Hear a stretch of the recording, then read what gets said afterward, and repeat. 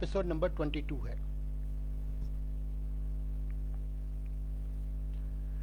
हम पहले भी बात कर चुके हैं थोड़ा स्कोलियोसिस के बारे में, उसको थोड़ा रिपीट करेंगे।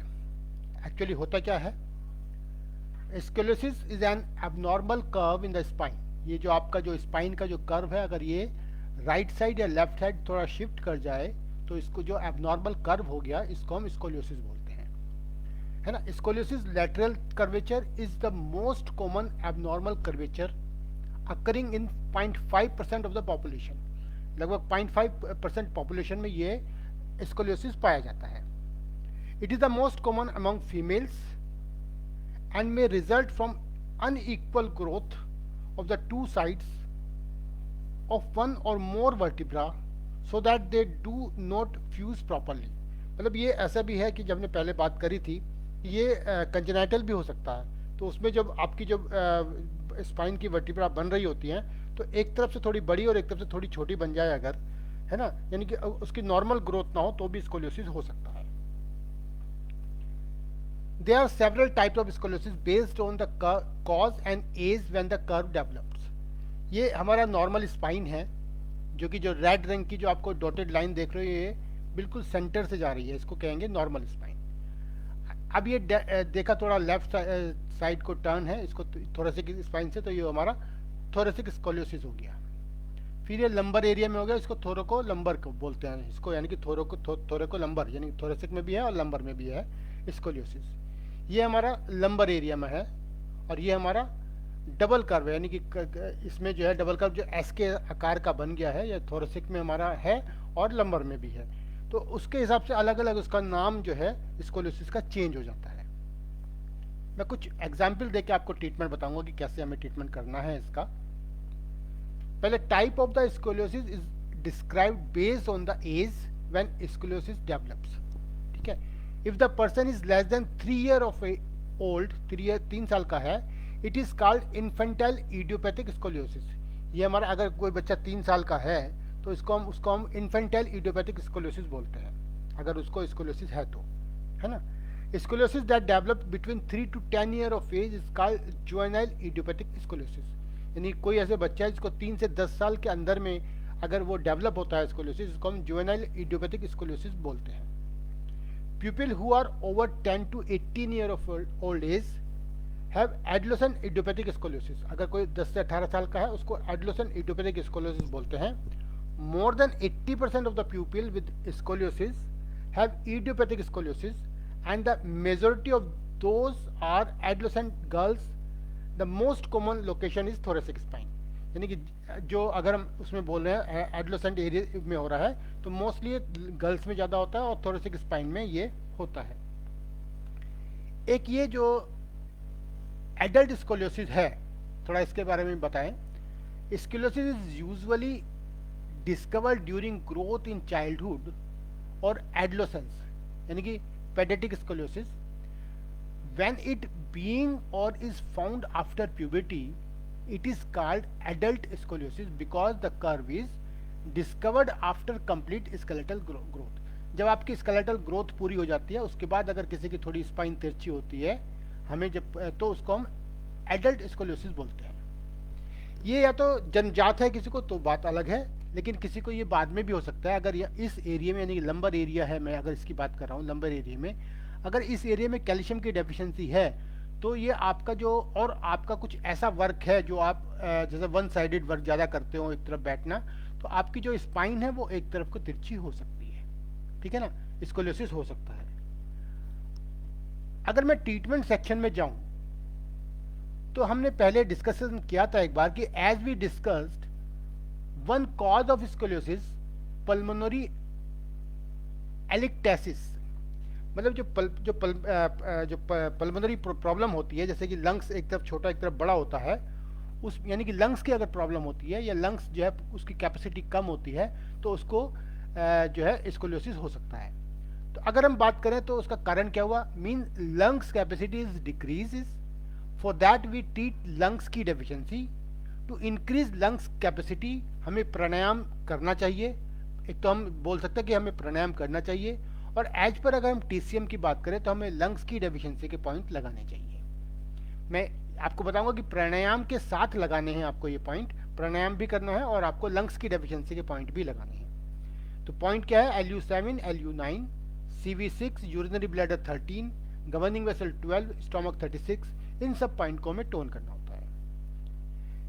This is the base treatment. मैं आपको फिर बता रहा हूँ कि ये क्योंकि लंग्स डेफिशिएंट है, तो लंग्स डेफिशिएंट की वजह से स्कोलियोसिस हुआ है, तो ये हमें बेस ट्रीटमेंट हमें पता लग गया। Patient should treat as per symptom. अगर पेशेंट आपके पास कोई आया है तो हो सकता है उसको लंग्स डेफिशिएंसी की वजह से अगला कोई स्टेप हो गया हो, जैसे lungs obstruct by humid flame, lungs obstruct by humid heat. अगर ये हो गया तो हमें उसका ट्रीटमेंट पहले करना पड़ेगा। जब वो ट्रीट हो जाएगा, यानी कि ब्रोंकाइटिस, नमोनिया या ट्यूबरकुलोसिस की तरह हम उसको ट्रीट करेंगे, जब वो ट्रीट हो जाएगा तो उसके बाद हमें लंग्स की डेफिशिएंसी का ट्रीटमेंट करना चाहिए, ठीक है ना। लेकिन एक चीज़ और जो लास्ट में मैं जो आपको बताता हूँ कि जैसे ऑरिकुलर हम करते हैं, ऑरिकुलर जो मैंने आपको बताया था स्पाइन को सीधा रखने के लिए, या मैं राइट मेगा मेरिडियन का हम ट्रीटमेंट करते हैं, वो भी हम स्पाइन को जो है स्पेस मेंटेन करने के लिए हम जो करते हैं वो जरूर है, इसके साथ जरूर करना पड़ेगा। मतलब नहीं तो ये सिर्फ खाली लंग्स की डेफिशिएंसी की वजह से वो ट्रीट नहीं होगा। यानी कि आपको ऑरिकुलर का ट्रीटमेंट या आपको RMM राइट मेगा मेरिडियन का ट्रीटमेंट साथ में करना होगा, जो आयुर्वेदिक एक्यूप्रेशर में हमने बताया है। क्लियर है इस ट्रीटमेंट के साथ। दूसरा एक और मेरे को प्रैक्टिस में मैंने देखा है कि ज़्यादातर ये देखो कि ये आपका अगर ये वाली पिक्चर देखिए, इस साइड आपका लीवर होता है लेफ्ट साइड, और राइट साइड आपका स्प्लीन होता है। तो अगर लीवर किसी वजह से ये साइड अगर आपको स्पाइन पे करता हुआ स्प्लीन पे वो प्रेशर डाल रहा है, लीवर जो है स्प्लीन पे प्रेशर डाल रहा है, तो भी आपको स्कोलियोसिस हो सकता है। ये मेरा सोचना है। तो मैं सोचता हूँ कि second case I seems in my practice liver is attacking on spleen और फॉर एडल्ट स्कोलियोसिस, यानी कि जो एडल्ट स्कोलियोसिस के लिए हम liver is attacking of spleen का ट्रीटमेंट कर सकते हैं। तो उसके पॉइंट क्या होंगे, the point for liver is attacking on spleen are liver 3,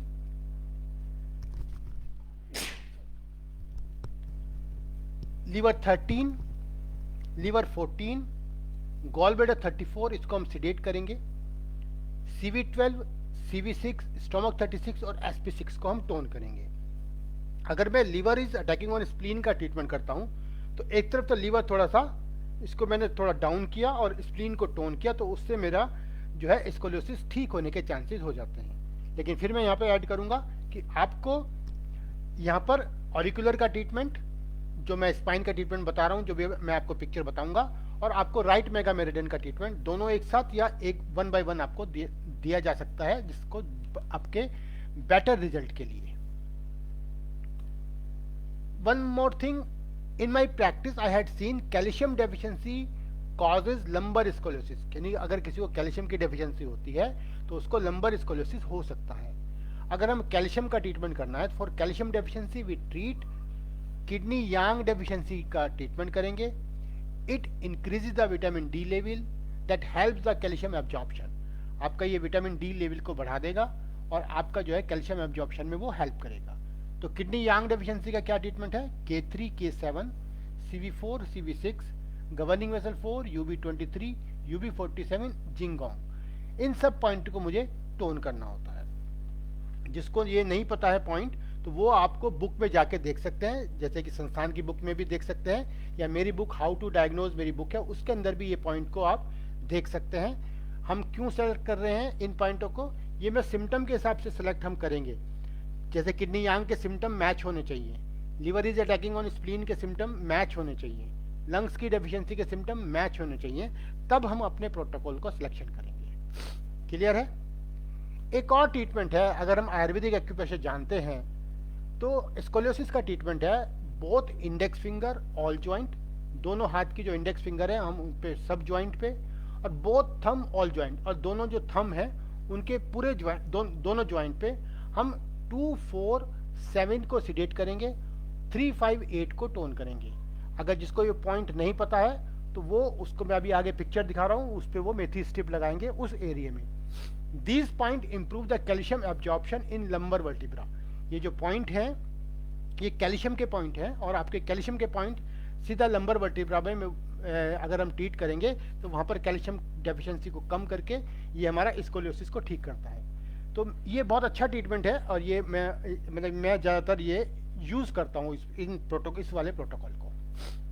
ये मैंने जो आपका जो ये मैंने स्पाइनल नर्व्स का जो आपको मैंने पॉइंट बताए थे, ये फिगर आपको पहले बताई थी, तो उसी पे मैंने येलो कलर का ये मार्क बताया है कि हमें हमें इंडेक्स फिंगर दोनों बोथ हाथ की जो है लेफ्ट और राइट हैंड की इंडेक्स फिंगर में तीनों ज्वाइंट पे मेथी की पट्टी लगाऊंगा और थंब के दोनों ज्वाइंट पे मैं मेथी की पट्टी लगाऊंगा।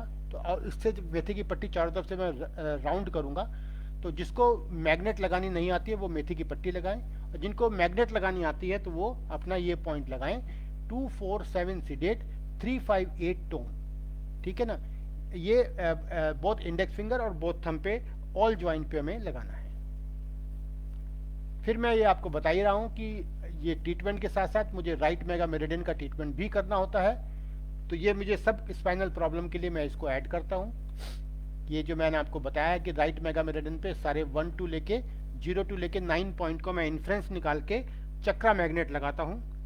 इसके अलावा मुझे ऑरिकुलर का ट्रीटमेंट भी करना होता है, क्योंकि ऑरिकुलर का ट्रीटमेंट अगर मैं नहीं करूँगा तो भी मेरी स्पाइन यहाँ पर सीधी नहीं होगी। मैं इसलिए कह रहा हूँ कि ऑरिकुलर हेल्प करता है स्पाइन को सीधा करने के लिए। तो ये आप ट्रीटमेंट कर सकते हैं। इसमें आपको निडल लगानी होती है। ये स्पाइन का एरिया है और इसमें मैं एक निडल नीचे से और 3 निडल ऊपर से स्किन में लगाऊंगा, कार्टिलेज को टच ना करते हुए। कार्टिलेज को हम इसको मतलब कार्टिलेज में के अंदर नहीं करना है हमें इसे। तो insert the Suzhou needle as shown in the picture without damaging the cartilage. That treatment trying the spine in straight position. After inserting needles we should laying down horizontally or supine position. तो ये मेरा scoliosis का treatment है। बहुत सारे case हमने ठीक किए हैं और आप भी इसको कर सकते हैं अपना कर। Thank you very much. कल फिर मिलते हैं आपसे एक नए चैप्टर के साथ।